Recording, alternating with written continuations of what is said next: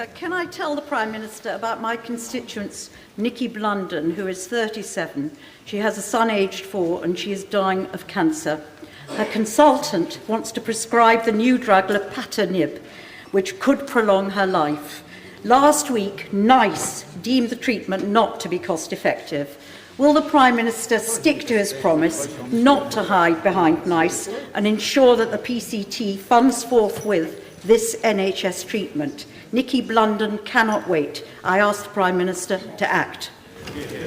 Well, I'm grateful to the Honourable Lady for asking that question. My heart goes out to her constituent, Nicky Blunden, and we do want to see these cancer drugs get to patients more quickly without the bureaucratic wheels taking so long to turn. That's why we're establishing the Cancer Drugs Fund. I will discuss with my right honourable friend, the Secretary of State for Health, how quickly that can be done. I want it, if possible, to be done this year rather than next year. If it can be done, it will be done, and if those drugs can be got to people like your constituent, and we all have constituents in this position, then I'll do everything I can to make that happen. Mr. Douglas Carswell. The Prime Minister knows that I'm always and everywhere for referendums. Could he tell the House, though, why is he planning a referendum on AVI, which was not in the manifesto of either coalition party, but not a referendum on European integration, something all three parties were recently promising?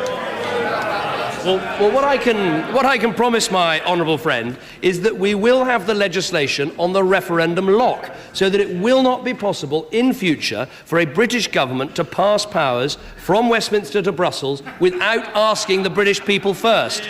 Seems to me that is absolutely right. In terms of the referendum on the alternative vote, it was part of the coalition agreement. He will be free to campaign on whatever side of the referendum that he wants to, but that was part of the agreement that put together this government, which I believe is rolling up its sleeves and sorting out the country's problems. Jim Dobbin. Mr. Speaker, there are around 1.5 million people who suffer from involuntary tranquiliser addiction through medical prescribing, and it totally ruins their life.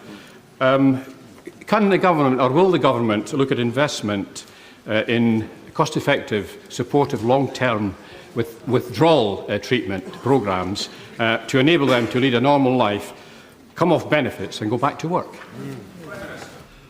Well, let me praise the honourable gentleman for his interest in this work, because I know he's chairman of